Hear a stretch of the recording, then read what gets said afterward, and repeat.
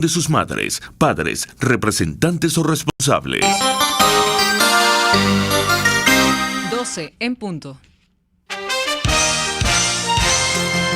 A partir de este momento, las informaciones que son noticia toman el protagonismo. Comienza Informe RCR. Buenas tardes, sean bienvenidos a este su Informe RCR en su emisión meridiana. Trabajaremos para ustedes en la gerencia general de la estación, Jaime Nestares, en la gerencia de producción, Wilix Arcaya, en la coordinación y producción de este espacio, Génesis Rodríguez y Mario Villarreal, en los controles, mi queridísimo Gregorio González, y frente al micrófono, Helen Machado. Recuerda que nos pueden seguir a través de nuestras distintas plataformas digitales, en Twitter, @RCR750, en nuestra página web rcr750.com, la radio que se ve, y en nuestro canal en YouTube, RCR750. De inmediato comenzamos con las noticias más destacadas del momento. El ex asesor de Seguridad Nacional de la Casa Blanca durante el mandato de Donald Trump, John Bolton, llamó a la administración del presidente de Joe Biden a reafirmar su apoyo al gobierno interino de Venezuela. En entrevista con La Voz de América, el exfuncionario norteamericano lamentó que la falta de una posición sólida de Washington respecto al país y que ponga en riesgo la unidad de la oposición venezolana. El diplomático advirtió sobre la aparente ruptura del gobierno interino con la política exterior de la Casa Blanca y recalcó la importancia de mantener la unidad frente a Nicolás Maduro. Entre tanto, la diputada de Encuentro Ciudadano, Delsa Solórzano, confirmó que formará parte de la delegación oficial de Venezuela, encabezada por el presidente encargado Juan Guaidó, que participará en la cumbre por la democracia organizada por el gobierno del presidente de Estados Unidos, Joe Biden. Venezuela, Cuba y Nicaragua. No estamos solos en nuestra lucha por la libertad, escribió la parlamentaria en su cuenta de Twitter. Por su parte, el diputado de Acción Democrática, Williams Dávila, destacó la importancia de la invitación extendida por la administración del presidente norteamericano Joe Biden para asistir a la cumbre de la democracia y lo atribuyó al apoyo decidido de la comunidad internacional en la lucha por la libertad de nuestro país. Importante que en esta cumbre de líderes mundiales que defienden la democracia, los derechos humanos y la lucha contra todo tipo de autoritarismo, haya sido invitado el presidente Juan Guaidó por el presidente Joe Biden. Esto es muy importante porque esta es una demostración más del avance internacional que nosotros hemos tenido, de la importancia del gobierno interino y del hecho mismo que la comunidad internacional sigue apoyándonos a nosotros los venezolanos en la lucha por rescatar la democracia y la libertad. En otras informaciones, el rector del CNE, Enrique Márquez, se comprometió a verificar la inhabilitación del candidato del Partido Comunista de Venezuela a la gobernación de Estado Barinas, Aldemaro Zanoja. Esto es algo que no le está haciendo bien para nada al Estado venezolano, ni a la Contraloría, ni al CNE, que recibe parte de la carga negativa. Porque a pesar de que no somos nosotros los que inhabilitamos, pues somos los ejecutores de esas medidas, dijo el funcionario en una entrevista con una radio local. Por su parte, los dirigentes de Alternativa Popular Revolucionaria dijeron desconocer las razones de la inhabilitación del Partido Comunista de Venezuela y exigieron explicación al máximo ente comicial que permitió su participación el 21 de noviembre y ahora impide su postulación para la elección del 9 de enero. Aquí desde Barinas, desde la APR, rechazamos esta nueva conducta, llamamos al mundo y hacemos hasta denuncias públicas para que se ejerzan los derechos políticos en Venezuela, como debe ser que el Consejo Nacional Electoral nos explique cómo, después de ser candidato en las elecciones del 21 de noviembre y donde no hubo ninguna objeción moral ni de ningún tipo, cómo a estas alturas inhabilitan la candidatura de Aldemaro a la gobernación de Barinas. Exigimos respuestas ya. En otras informaciones, la mayoría de los inmigrantes establecidos en Brasil en la última década son de origen venezolano, según un estudio divulgado por el Ministerio de Justicia brasileño. El número de extranjeros registrados como inmigrantes en el gigante latinoamericano se dobló en la última década, desde 600.000 en 2011 hasta 1.3 millones en el 2020. Los venezolanos fueron más beneficiados con las concesiones de refugio, unos 46.412 en la década analizada, seguidos por los sirios con 3.594 y los congolores con 1.050. Entre tanto, los gobiernos donantes de la ONU destinarán la cifra récord de $1.054 millones en 2022 para financiar sus programas de ayuda a las personas refugiadas en todo el mundo, anunció el martes la Agencia de Naciones Unidas para los Refugiados, ACNUR. Ante el incesante aumento de desplazamientos forzosos en 2021 debido a las crisis humanitarias provocadas por conflictos, cambio climático y la pandemia, la comunidad internacional decidió lanzar un plan masivo de respuesta económica. En Ecuador, el miembro de la Organización de Acción Humanitaria CARET, Wilfredo Acuña, aseguró que más de 500.000 migrantes venezolanos residen en el país latinoamericano y casi el 40% son niños y niñas y adolescentes. Que al menos 500.000 personas de nacionalidad venezolana se encuentran en el Ecuador. Según el ACNUR, el monitoreo de protección realizado, el 39% son niñas, niñas y adolescentes menores de 19 años, de los cuales el 83% únicamente cuenta con el registro de nacimiento, evidenciando la imposibilidad de cumplir con requisitos, quedándose en irregularidad migratoria, expuestos a riesgos de reclutamiento por redes criminales. En otras noticias, Venezuela confirmó 364 nuevos contagios y 6 víctimas mortales de coronavirus en las últimas 24 horas. Así lo reportó la vicepresidenta del régimen, Delcy Rodríguez, quien detalló que todos los casos ocurrieron por transmisión comunitaria. Zulia es la entidad donde se detectaron más nuevos casos, con 150 y contagios activos en al menos 8 municipios, seguido por los estados Lara con 96, Táchira con 30 y Trujillo con 30.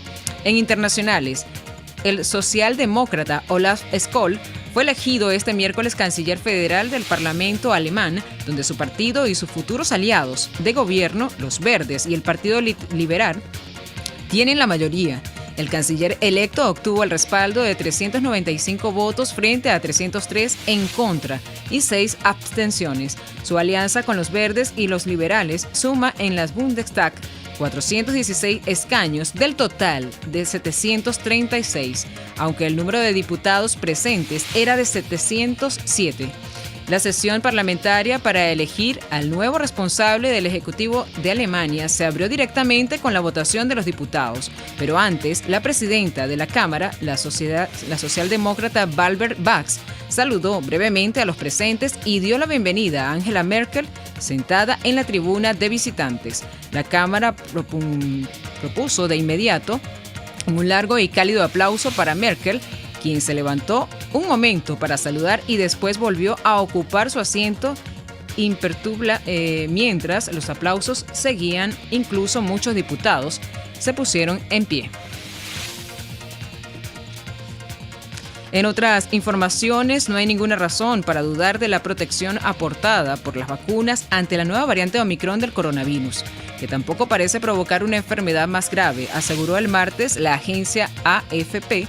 Un alto funcionario de la Organización Mundial de la Salud expresó: "Tenemos vacunas muy eficaces que han demostrado su poder contra todas las variantes hasta ahora, y en términos de gravedad de la enfermedad y de hospitalización", afirmó en una entrevista el director de emergencias de la OMS, Michael Ryan. "No hay ninguna razón para pensar que no vaya a ser así. Y en el caso de Omicron", dijo Ryan, apuntando a datos preliminares de Sudáfrica, el primer país donde se detectó la variante, que sugiere que la vacuna al menos aguanta en cuanto a protección. Entre tanto, un total de 57 países han detectado casos de la nueva variante Omicron del coronavirus, aunque muchos de ellos sin síntomas o muy leves, destaca la Organización Mundial de la Salud en su informe, donde alerta sobre la alta posibilidad de la reinfección que parece tener la nueva cepa. El informe epidemiológico semanal de la organización subraya que los 212 casos confirmados en 18 países de la Unión Europea fueron en personas con síntomas leves o incluso asintomáticos. Brasil, uno de los países más castigados por la pandemia del coronavirus en el mundo, registró en las últimas 24 horas 274 nuevas víctimas mortales de COVID-19, con lo que promedió en una semana, o el promedio cayó a 191 por día, su menor nivel en casi 20 meses, informaron este martes fuentes oficiales. La media de muerte por coronavirus en una semana en Brasil no era tan baja desde el 22 de abril del año pasado, cuando en las primeras semanas de la pandemia se registró un promedio de 167 víctimas por día. Según los datos divulgados este martes, el Consejo Nacional de Secretaría de Salud, CONAS, el gigante latinoamericano también registró en las últimas 24 horas 10.250 nuevos contagios de COVID-19, con lo que el promedio de casos cayó este martes hasta 9.038 por día. Igualmente, uno de los menores desde mayo del año pasado. El presidente brasileño Jair Bolsonaro descartó el martes exigir un certificado de vacunación contra el COVID-19 a los extranjeros que lleguen al país y calificó la medida como un atentado contra la libertad de los ciudadanos. ¿Quién toma vacina puede contraer el virus? La pregunta es, ¿quién se vacuna puede contraer el virus? Pueden y lo contraen. ¿Pueden transmitir? Sí, lo transmiten. ¿Pueden morir? Sí, como ha muerto mucha gente desafortunadamente. La pregunta es, ¿por qué el pasaporte sanitario? ¿Qué es esa correa que quieren poner al pueblo brasileño? ¿Dónde está nuestra libertad? Prefiero morir que perder mi libertad. Yo prefiero morir. Por su parte, el gobierno boliviano hará consultas a las embajadas de Estados Unidos y de Reino Unido sobre un supuesto pedido de armamento formulado por el gobierno interino de Yanine Áñez en 2020, informó este martes una fuente oficial. El viceministro de Seguridad Ciudadana, Roberto Ríos, dijo a los medios que se encontraron unas cartas enviadas a ambas legaciones por Wilson Santamaría, quien ocupó esa cartera de Estado durante el gobierno de Áñez, pidiendo equipo y armamento para la policía boliviana en 2020. Corresponde hacer la consulta a estas embajadas para saber cuáles han sido las respuestas, ya que por la investigación que hemos realizado dentro del archivo no se ha evidenciado que exista una respuesta por parte de la embajada, sostuvo Ríos. En otras informaciones, la videollamada más tensa de casi 11 meses de Joe Biden en la Casa Blanca culminó con una advertencia al presidente ruso Vladimir Putin, de que Estados Unidos prepara con sus aliados europeos fuertes sanciones económicas en caso de que Moscú decida invadir Ucrania. La presidenta de la Comisión Europea, Ursula von der Leyen, advirtió sobre una robusta escalada y expansión de los actuales regímenes de sanción. Por su parte, el profesor y director del Foro de Opinión Pública Latino de la Universidad de Florida, Eduardo Gamarra, aseguró que la tensión entre Estados Unidos y Rusia podría escalar si el gobierno de Vladimir Putin decide invadir el territorio de Ucrania.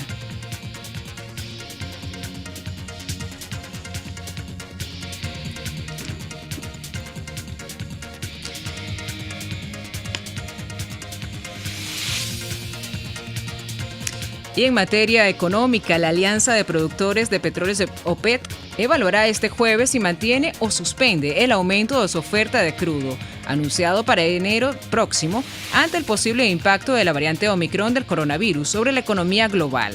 Los debates sobre los niveles del bombeo tendrán lugar en la teleconferencia de la participación de los ministros de los 13 países de la OPEC y de otros 10 países no miembros, liderados por Rusia, reseñó la agencia de noticias EFE. Los precios internacionales de petróleo ganaban terreno en horas del mediodía. El WTI de referencia en Estados Unidos se ubicaba en $72.18 el barril, mientras que el Brent de referencia en Europa se cotizaba en $75.76 el barril. Y con esta información de materia económica, pasamos a materia deportiva. El Real Madrid avanzó a los octavos de final de la Liga de Campeones, como primero de grupo D, tras vencer 2-0 al Inter de Milán en el Santiago Bernabéu. Dos grandes zurdazos de Toni Kroos para romper el partido y Marco Asensio para sentenciarlo sellaron el liderato del grupo de un Real Madrid que transmite grandes sensaciones e ilusiona al madridismo con una racha de 9 triunfos consecutivos tras superar a un buen Inter de Milán. Y así finalizamos nuestro segundo compacto informativo. Los invitamos para que sigan con más de la programación de su RCR.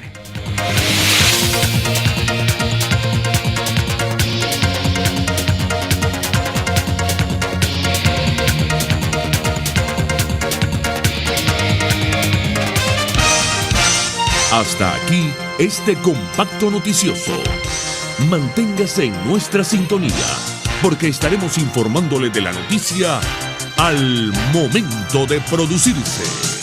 RCR 750 AM.